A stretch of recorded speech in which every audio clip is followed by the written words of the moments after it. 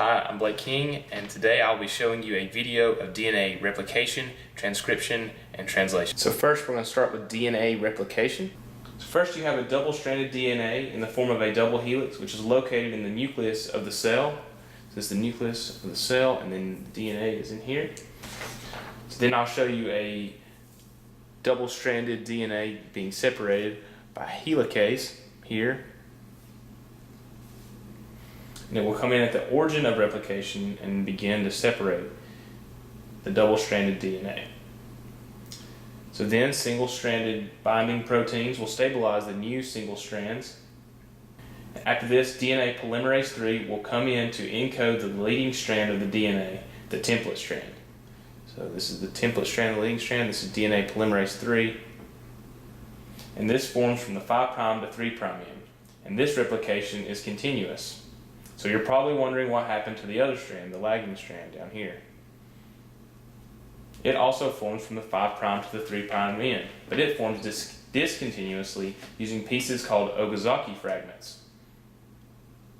So you see that Okazaki fragment beginning to start here.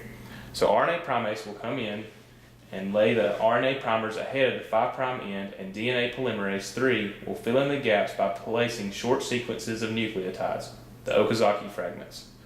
So DNA polymerase III is placing the Okazaki fragments in between.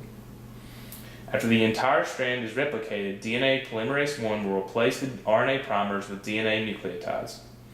Finally, DNA ligase comes in to ensure bonding between fragments, like the glue for the replication process. So DNA polymerase I is coming in to replace what these primers were, and DNA ligase came in to be the glue for the replication process. So now we're going to move on to the transcription part of making a protein. To get a better understanding of what is going on, we will first look at the central dogma of molecular biology. So DNA makes RNA, which makes protein. DNA information is copied on to the RNA through transcription, and the information in the RNA is used to code for a protein through translation. I just showed you replication. Now I'm going to show you how to get from DNA to RNA. Not all the DNA will be a template to be copied. Only a gene or two are copied, and this will be the transcription unit. And if you want to look further, there's more of the DNA strand that is not going to be copied. Several transcription factors will come together to help with the binding of RNA polymerase downstream of the Tata box. We'll see that here. Here's the Tata box. Once the other transcription factors have bound to the RNA polymerase to create a mature transcription complex, energy from ATP is added to the system through the reduction of ATP to ADP in PI.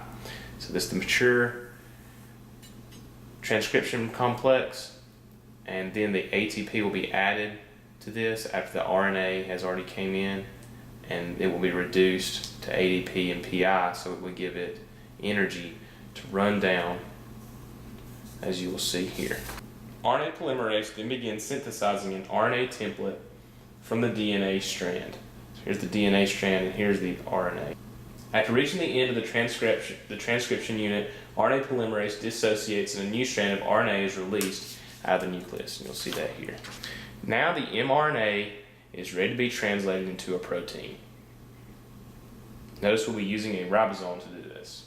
For the initiation process, first the small subunit of the ribosome attaches near the methylated cap at the 5' end at the initiation site. This is the 5' end, and you would see the methylated cap on down the mRNA. The tRNA binds at the mRNA start codon. Here's the start codon, which are nucleotides that code for the start codon. And it will bind using its anticodon right here at the bottom of this, which is located on the tRNA. And the large subunit of the ribosome binds to create the P site and the A site. The first tRNA will come in at the P site, while the second tRNA will enter at the A site. So, and it will start with the methionine at the top. So the methionine at the top is then after this comes in, is then transferred over to this other tRNA, and it will continue to create a longer and longer chain. Here you see that a chain has already been created. So as we go down, this transfers over, this does not have the methionine on it anymore, and then it comes up and it leaves, and this begins to create a polypeptide chain. So this is the elongation part of the process. As this is being elongated, the mRNA strand is continuing to flow through the ribosome. Eventually, the mRNA will code for a stop codon. After the stop codon is reached in the mRNA strand, a release factor will come in and the translation is terminated. The ribosome will dissociate, as you see here, and the new protein is released. So the new protein be released. This is how a DNA molecule codes for a protein. So we went from here to here to here. Thank you.